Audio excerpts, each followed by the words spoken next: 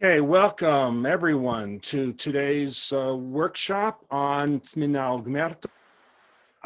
Welcome everybody. Welcome Carl Linick. We're so glad to have you again working with us.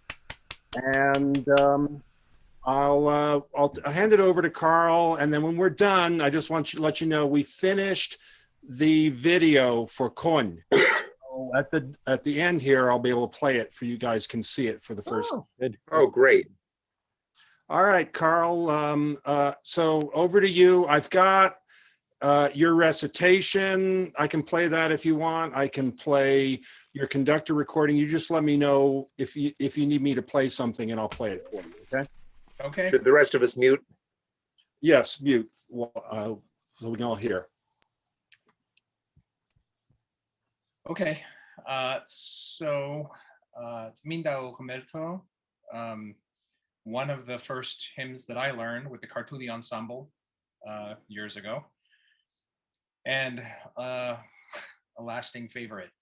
So I have to say, I've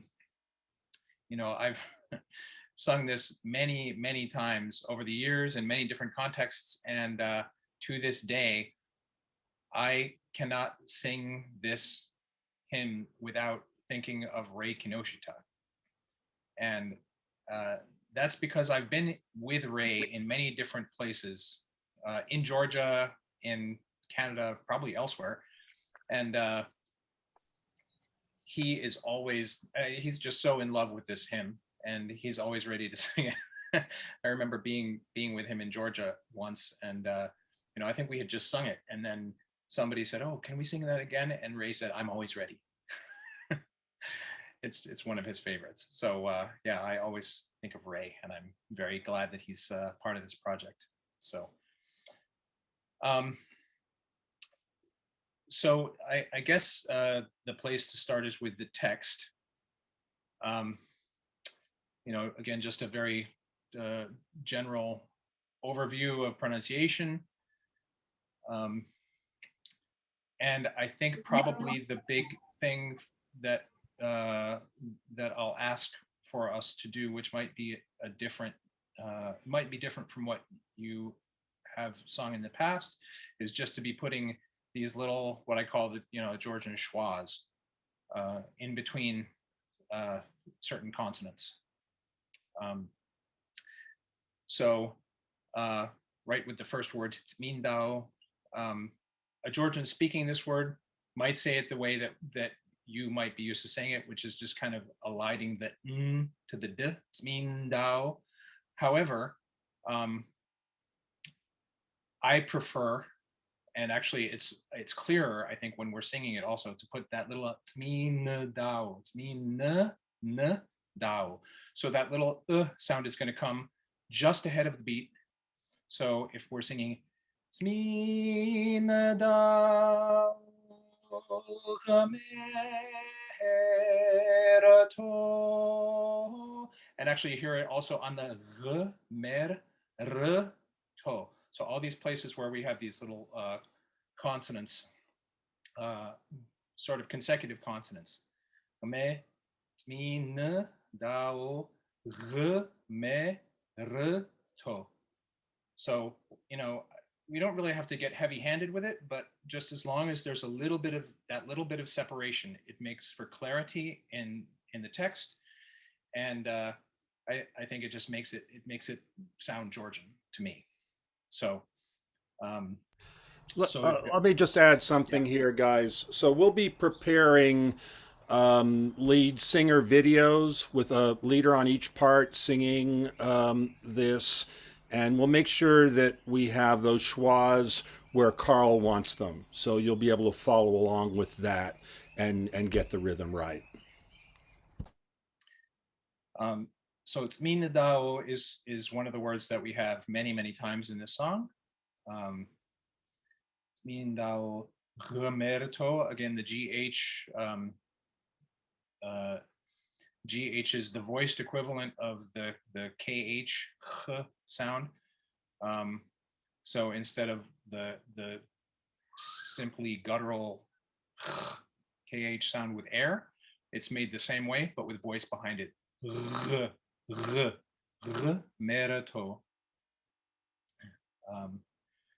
Then the next word we have is Zliero. Zliero. Again, we're going to have a little just a little one behind it. Zli. Zliero. Tsmindao Zliero. Tsmindao Ghmerto. This, oh, I should say something about the letter V. V. So Georgian does not have any distinction between a real V sound and a W sound. So the sound that they have is kind of in between. And the easiest way to make the sound is to say a real V, but just don't actually put your teeth on your lip. So as long as you don't actually touch the teeth, it'll be like perfect Georgian sound. So so this word is Ghmerto. Ghmerto. And then Shegvi, again a little g there. Shegvi, Len, another one there. Len, Tren. We're not going to worry about anything on the end of Tren because it's the end of the phrase every time. So, so as I'm there is a video of this that you'll see as well, but Tsmindao Ghmerto, Tsmindao Zliero, Tsmindao Ghmerto, Shegvi Len Tren. And then in the final phrase, we have one more word, which is upalo. Upalo, pretty simple, straightforward. Upalo, Zliero, Shegvi Len Tren. Carl, why don't we play your recitation now so people, Sure. as long as we're talking about it, people can see it. So just a sec, I will start screen share here.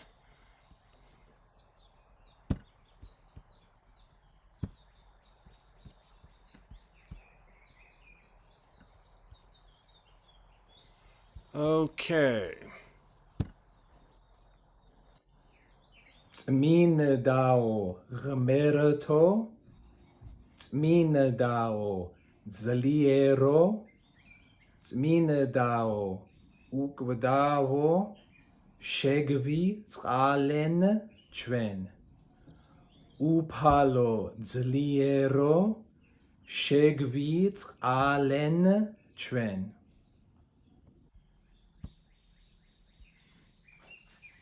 So you see what Carl is doing there with that w sound. It doesn't close on the teeth. It's really in the front of the mouth where it closes. It comes together. Any questions about the pronunciation? I'm just wondering if we could have it written out or just go through the text systematically, just telling us where each schwa is. And I guess I'm going to have to hear, it makes a lot of sense as you say it, but you know, in the notes that are held out, I'm just wondering where that schwa is going to be placed exactly. So what we're gonna do, Joe, is Carl is going to sing the middle part, and we will include that in the study materials when they're done, and then you can hear how he does it to the music, and Ray and I will be covering the other parts, and we will be aligning to what Carl does. So that would be the best thing to do. Okay. I suppose we could hear. Speaking, Could we hear the recitation one more time? Do you suppose? Would you all like to hear it one more time? It's not long. Let's do it. Thanks.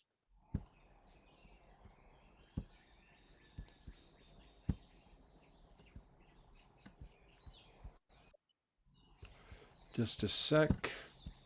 Okay, here we go.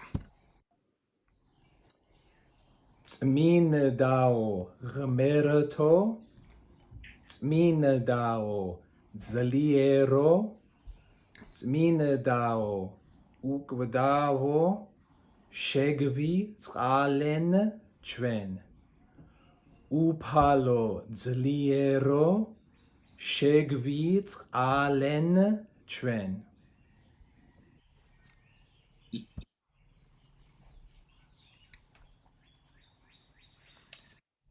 So that Q in Shegevitz Alen Tven sounds silent, Carl. Is that right?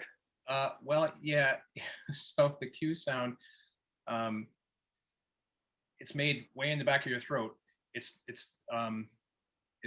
sort of the glottal stop sound. Shegwitz alen tren. So now I hear it. I don't know if I'll be able to reproduce it, but I hear it. Actually,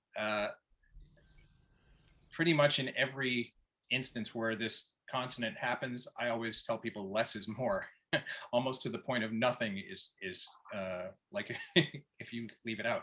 Shegwitz alen tren.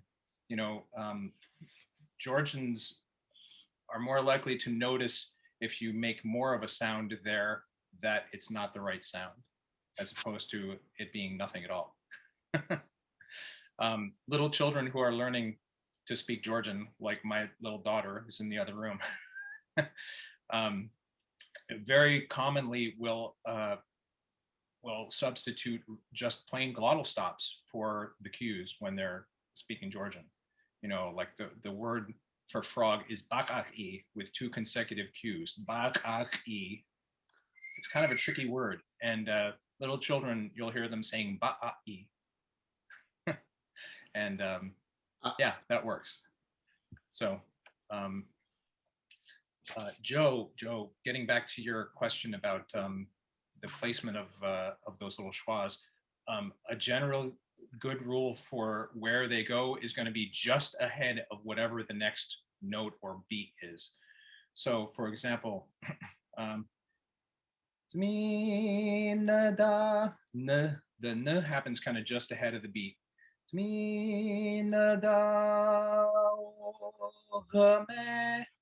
The again just ahead of the beat, and actually before you move up on the melody.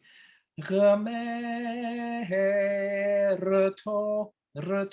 again on just on top of the beat, and I think that's going to be consistent probably through all the places where we have this little schwa sounds.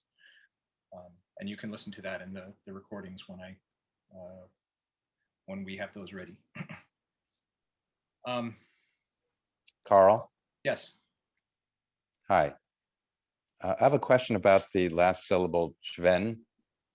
Yes. When you're saying it, it doesn't sound like Chven with a V. It sounds like something else. Can you just clarify that? Yeah, so this is like what I said a little bit earlier, perhaps you weren't in yet, but the V is not a real V, but it's in between a V and a W sound. So if you simply don't touch your teeth to your lip when you're saying that, chwen, then you're going to get the Georgian sound chwen as opposed to chven. So there are kind of 2 ways that you can go. You can to make the mistake. You can say chben with a really hard V, or you can say chwen with a really like wobbly W, chwen, and neither of them sounds Georgian. So it's kind of somewhere in between, chwen. Any more questions about the words pronunciation?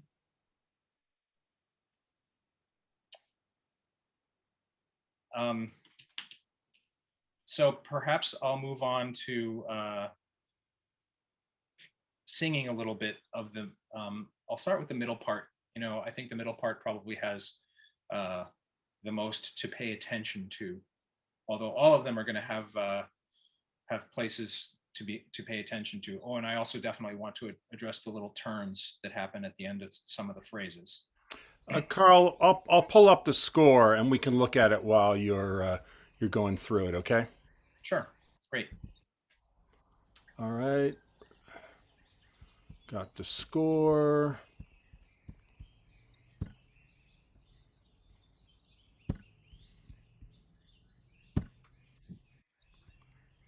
Okay, can you all see the score now? Okay, all right, go ahead, Carl. Okay, so looking at the first two measures there, Tsmindao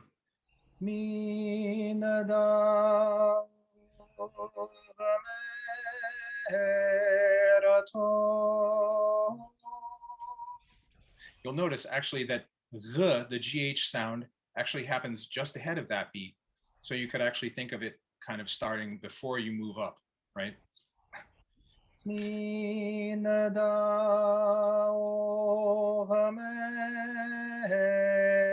Ghmerto. Hey, Carl, Yeah. can you turn on original sound on your end? Do you know about original sound in Zoom? If you tell me where to find it, I will look for it. Top left. Pull down Top menu. left, Right next to the recording button next to the record button. or the recording symbol. There'll be a little gray box that says turn on original sound. If you don't see it, it's probably because you don't have it enabled yet. And let's not worry about it now. I think we're okay, but you're cutting out a little bit, and I think it's because Zoom is compressing you All right, too much. so I'm not seeing anything in the top left. I'm not sure if All right. that's because your screen is shared at the moment. Um, I see a record button sort of down in the right in the middle or off to the right side. yeah. It must be that you haven't enabled it, Carl, because I saw it both under sharing and under non-sharing. Yeah. So Okay. just a note for the future. Let's continue. It'll be fine. One question, is this Lewis, is this the current version of the score? I see the 5/4 second measure with the rest, which I don't have. I've still got a fermata in that 4/4. Right. We've been making little tweaks to the score, and this is the current version. I will email it to everybody after this call. It's in the Google folder that you also have access to. So you have the fermata. We went ahead and spelled out in time what the note values would be. So this will make it easier for you to do it in time. Thank you. Okay, so moving ahead with the middle voice part, starting from that the second phrase, the third measure in.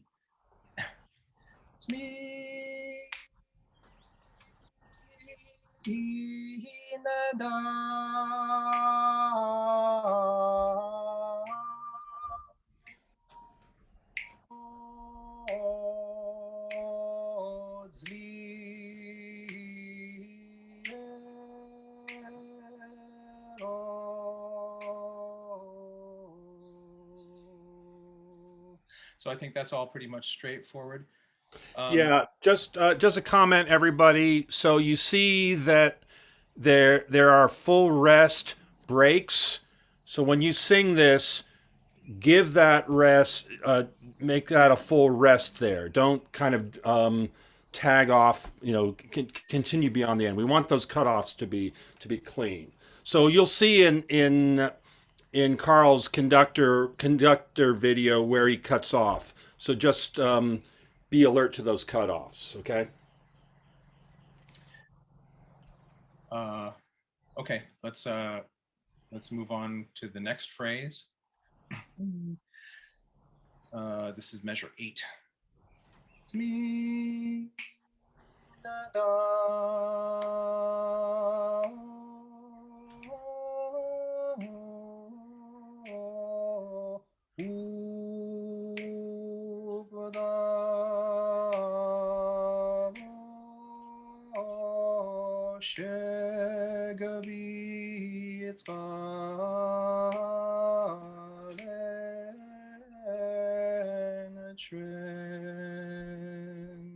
So I haven't really decided exactly how best to do this little turn here.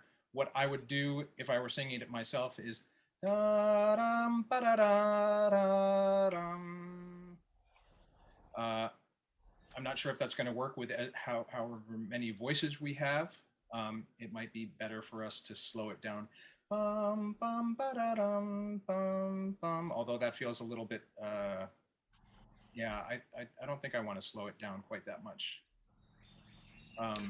Do it So- the way you think it's right. I Yeah, think let's- we you know, if things are not quite aligned, we can edit it to make it work. Okay, so for that phrase, bum bum bum bum bum bum ba-da-dum bum bum.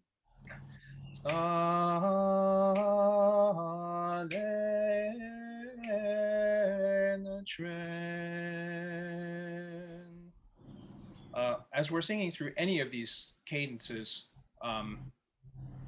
especially for the middle voice, where the middle voice has this lovely movement that sort of leads us in and then brings us out of the cadence. I'd like for the middle voice to come forward just a little bit, not too much. And in fact, where the ornament is, rather than coming forward, pull back.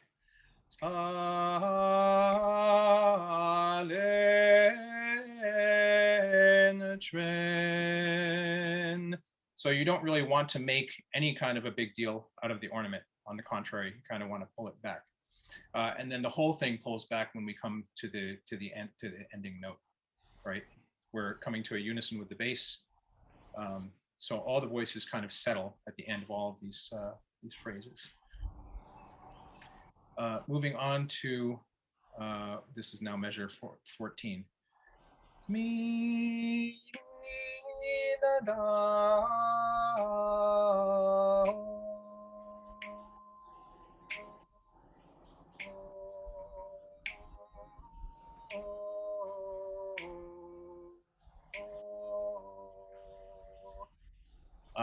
For the purposes of making our recording, and as Lewis said in the score, everything is going to be in very clean, strict time.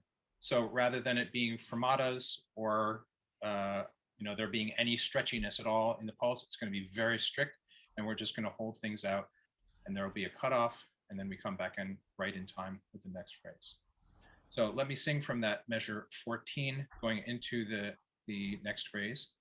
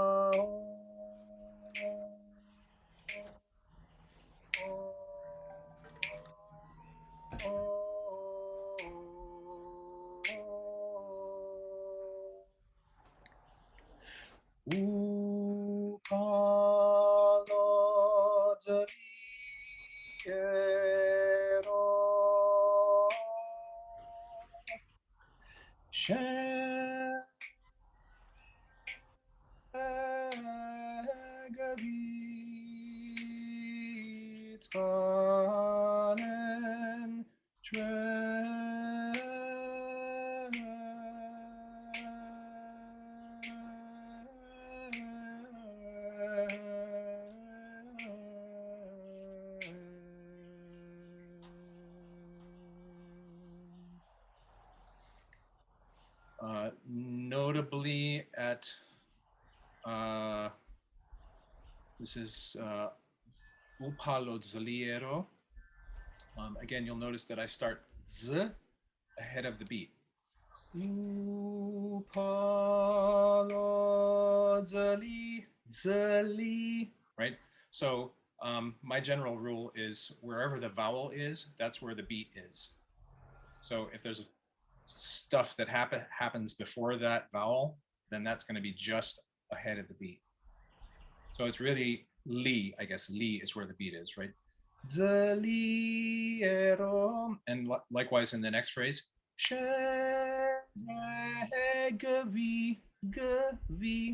the g is still on the upper note.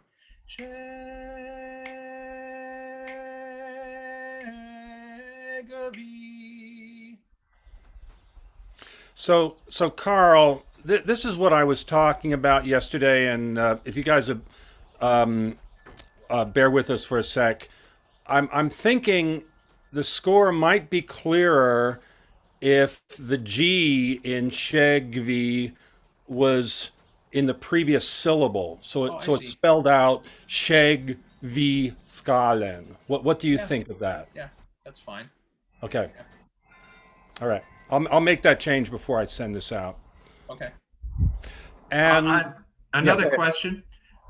It sounds to me like Carl generally breaks the eighth notes with the filigree decoration, whatever you want to call it, into 30-second notes, and that you could probably just spell it out that way. Instead of da da da, sing it. But you're worried about us placing it correctly. But it sounds like that's what you're doing, is singing the two notes as a 30-second notes at the end of those eighths. I think that's correct. Okay, I'll spell them as 30 seconds then. And could you sing those last two flourishes again? I'm not sure they're placed correctly in the score. I just want to hear how you're doing it again.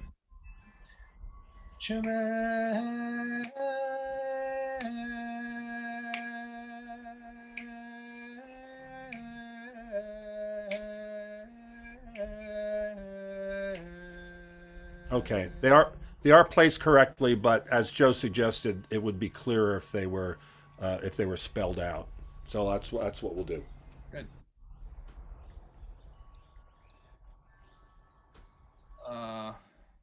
So let's. I can do the same thing with the upper and the lower voices.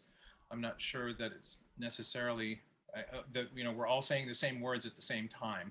So I think the placement of the schwas is going to be the same. Let's talk a little bit about phrasing for the individual voice parts. Actually, I did have one question, Carl. So, breaths. So in some places, the breaths, the phrases are quite long. So I noticed in your recording, in the first line, you took a little catch breath between Tsmindao and Ghmerto. So my question for you is, should we follow your breaths or should we try to stagger to get through these lines? I would probably recommend staggering. Okay. Since we have so many voices, hopefully that'll work out.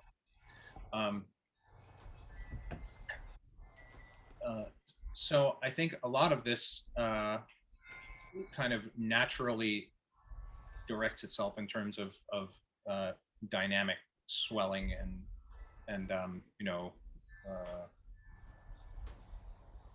where one voice or another voice has a lot of activity.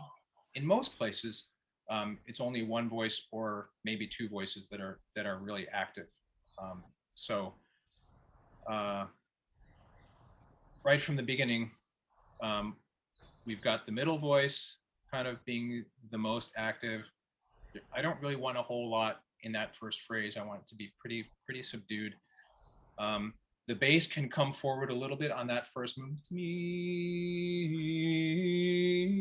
and then pull back again, because it's sort of being passed back and forth. Passed from the bass, now to the middle. Now it's the middle.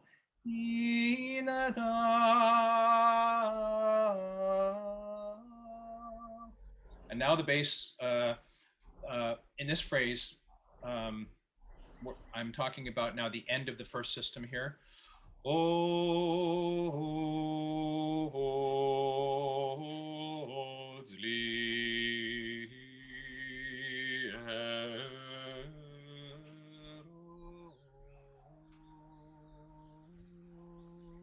So I really want you to lean down, kind of bring it out on those lowest notes as it goes down to the bottom, and then gradually relax it as it comes up dynamically.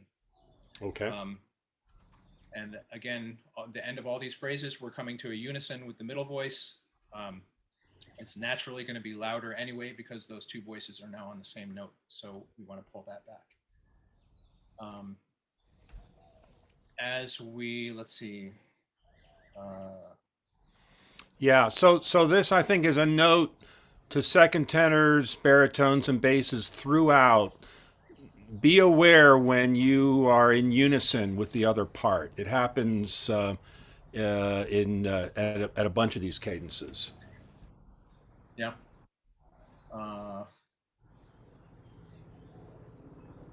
Just looking at the top voice here for a minute from the beginning. Louis, again, since you're going to edit this again, that decrescendo to the unison is such an important stylistic consideration. You might consider putting it in to remind people that they need to do that. Just a thought. Yeah, I'll see if I can do that. The only if not, it would be only because the score is a bit crowded right now with the two different voice underlays. But I'll try to squeeze that in. Thanks, Joe.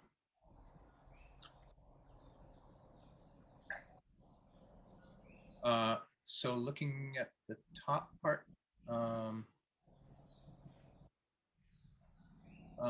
yeah, it's following basically the same pattern. I think the only place where I want the top really to come out just a little bit is at the very end of the first system, right on that measure 6.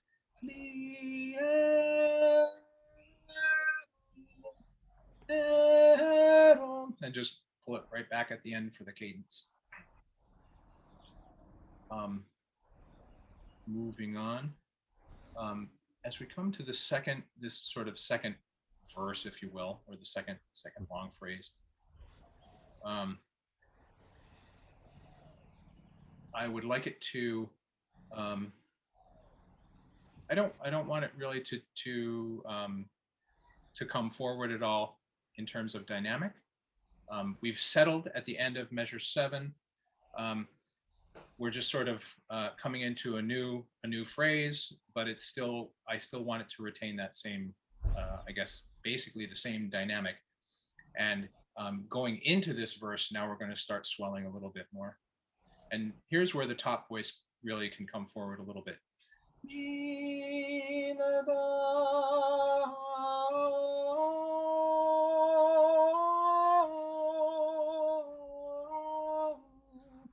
Although pulling back again when we get to ooh.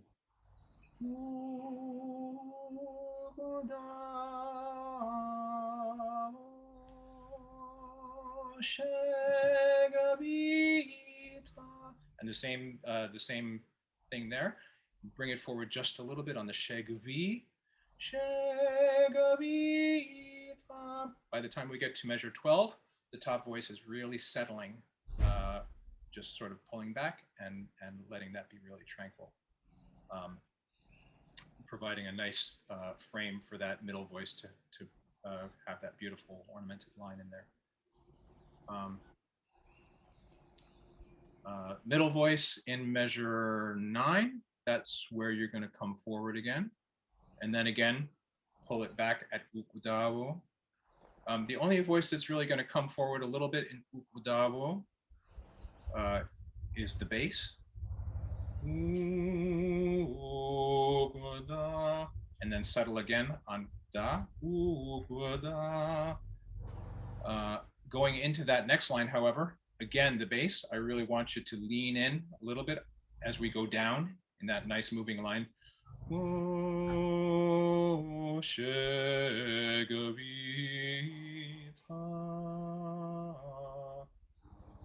So, yeah, there are so many places, I think, that are just so beautiful in this hymn, where it's such a conversation, you know, among the three voices.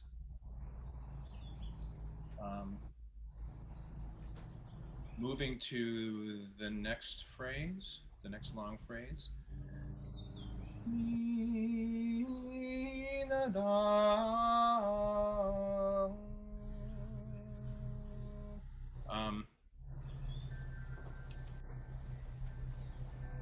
Middle voice is gonna, again, I think all of this is really kind of built in, but the middle voice comes forward just a little bit, going up into that, and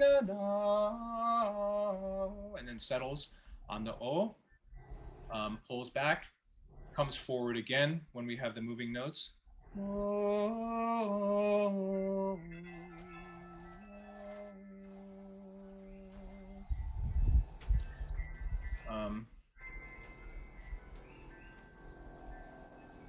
The bass part, again, coming forward a little bit on the very end of that, it's the 6/4 measure there.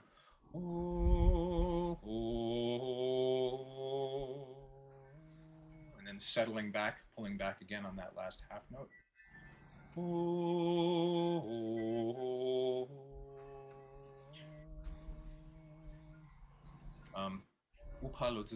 Just like the very beginning of the hymn. Very subdued. The basses are the ones that bring us forward again, start pulling the dynamics forward a little bit on she,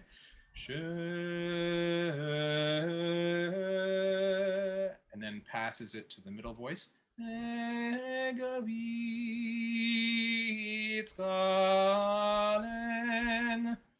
I think this probably, this phrase is, if you will, the climax of the song. Even though we've said it already previously in the hymn, that's Lord have mercy, or have mercy on us.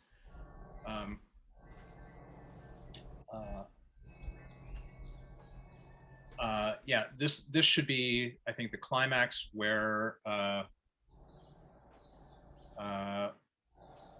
we're sort of building up through Ts'alen, and then right on Shren is kind of where it peaks and then starts right away coming back. And the middle voice has one more beautiful little place to sort of come forward in the ending phrase. Bass is still doing the same thing, moving forward, bringing it out just a little bit on that the low notes, and very quickly pulling back as we're coming up to the still notes, the half notes.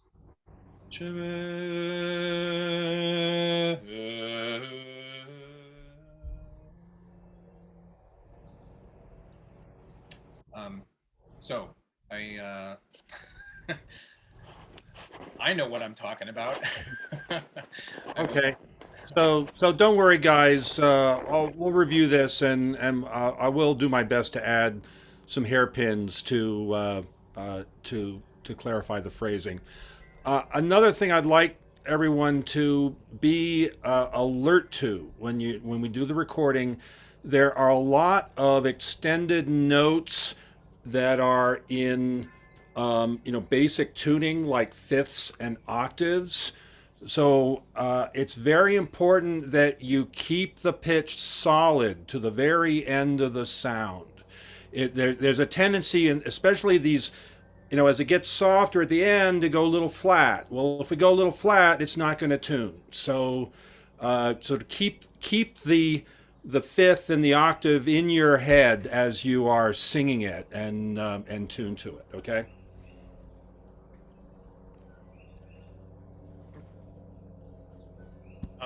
So I think I've said what I need to say, what I wish to say. Now, maybe I should ask if there are other questions. Thank you, Carl. That was wonderful. It was very helpful. Absolutely. Yeah, I agree. Great.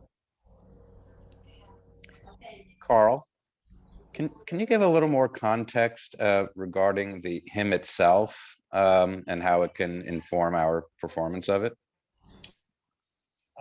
Yeah, so this is the Trisagian hymn, Holy God, Holy Lord, Holy Almighty, have mercy on us. It's part of the Divine Liturgy, and something that you hear quite often. There are many, many different settings of this that you'll find in the Orthodox liturgy. This is just one of them. My preferred performance aesthetic for this type of liturgical singing is, I guess, what I've come to know and love from the Anchischati choir in Tbilisi, and from sort of the choirs that have followed after them, many, many choirs. During the high, during the high Soviet period, of course, the liturgy was effectively banned. However, it kind of made a comeback in the late Soviet period, and especially with some of the very large choirs, like the Zion Cathedral, Sioni Cathedral choir, which had like 60 voices or something. They kind of started modeling after more Western styles, and having these very like extremely slow creeping tempos, and almost impossible to make out any words that they're saying. So when the Antiskati choir sort of brought their revivalist movement to the church in the 1980s, this is the late 80s now, they said, well, this is liturgy. We want to understand what the words are. So let's make it more speech-like, make it clearer so we can understand what the words are. Bring it to a tempo which is closer to speech. And, obviously, if you have very long,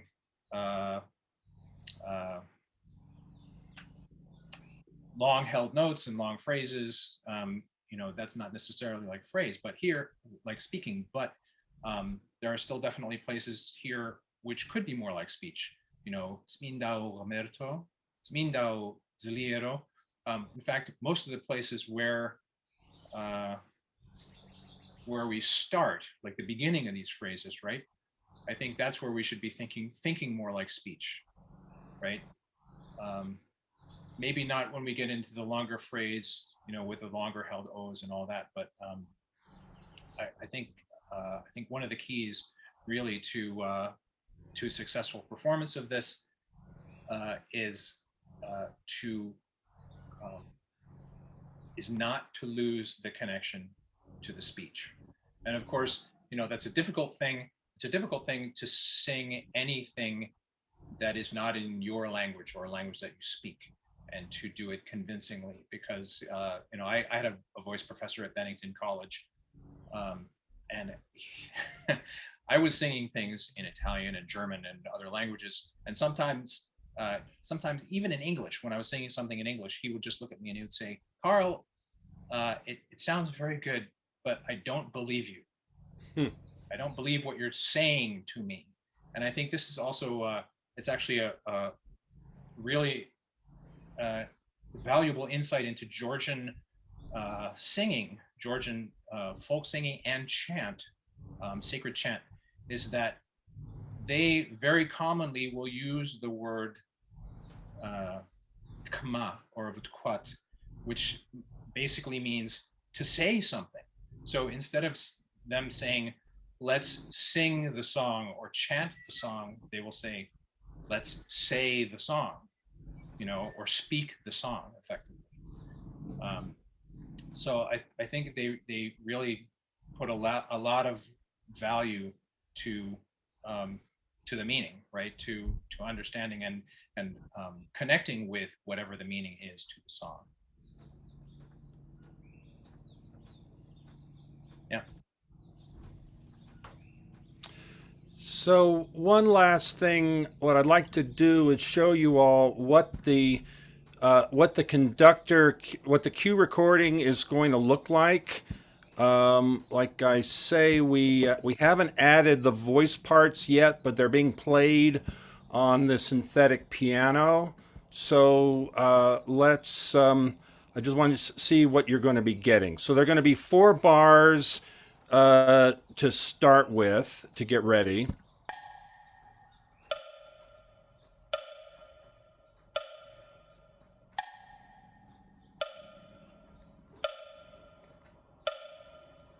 And then you get your pitches.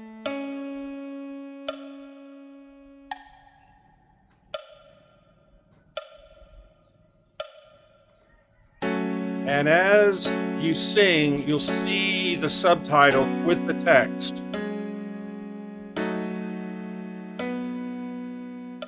And see how it disappears at the cutoffs. So if you're following Carl's conducting, if you're following the text, you'll know when to start and when to stop.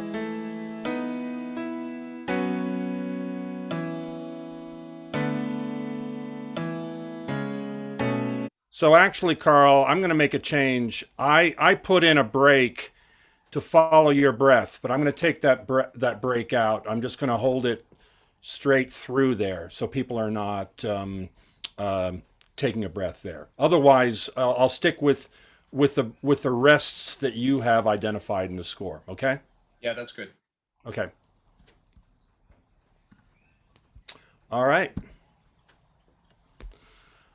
Well, thank you so much, Carl. Before we break, would y'all? Yes, absolutely. Thank you very much. You're really helping us up our Georgian game a level, which is going to be really good. And actually, I'll give you a heads up. We're making plans, and we'll have a formal announcement shortly within the next few days.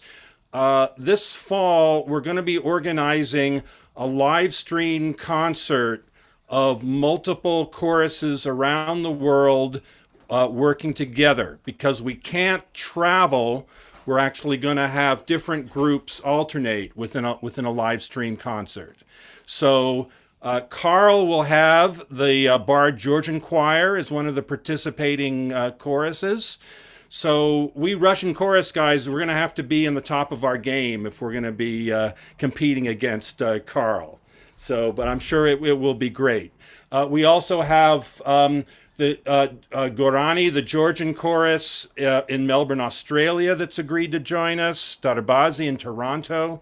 So this is all a follow-up of the Tbilisi virtual concert we did last year. We're kind of getting together. We're going to be getting together some of those same choruses in a joint event. It should be a lot of fun. So before we go, would y'all like to see Con? All right, let's have a look. Louis, do you see my question in the chat? Will we be making a separate video after recording the soundtrack? Yes, thank you, Joe, for bringing that up. So we're gonna follow, and not everybody was on the last Ochinash video that we did. So just to clarify, what we're gonna do is we're gonna record audio tracks and video tracks separately. So first, you record an audio track. You can either send, that can be in a video, or it could just be an MP3. But we want you to focus first on producing a clean audio track. Then we will mix all those together, and then you'll follow up with a video where you're kind of lip syncing along with the audio. And this will be in the instructions that you'll all get. What we find, if you're doing it this way, the result is much better, because then in the video, everybody is focused on the camera, focused on presenting or saying the song, as Carl said. Whereas in the audio, you can be focusing on actually getting it musically just right. So it's an extra step, but the result will be far superior as a result. Any other questions before about the recording? And you'll get instructions that explain all of this afterwards. So should be no surprises there. Okay, so let me pull up the Con video, and then we can all have a look.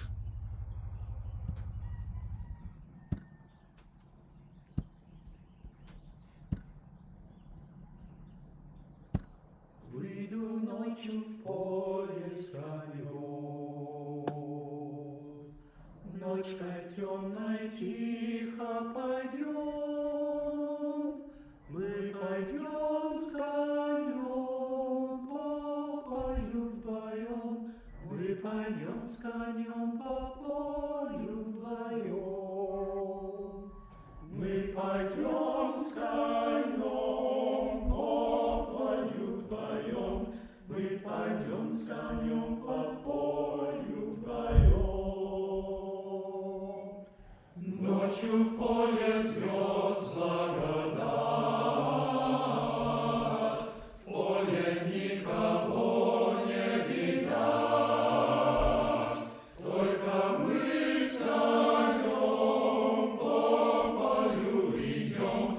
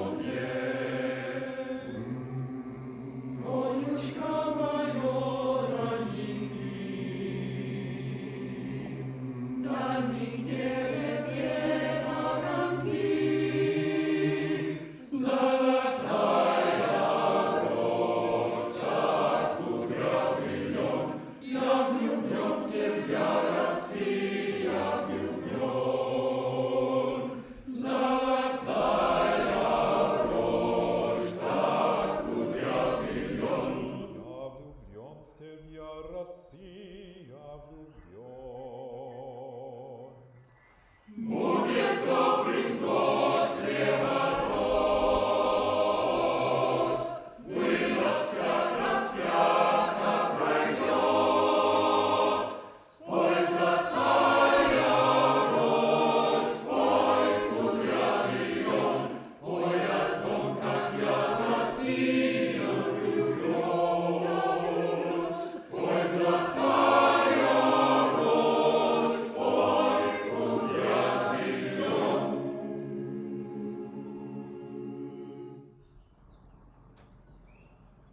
Мы идем с конем по полю вдвоем.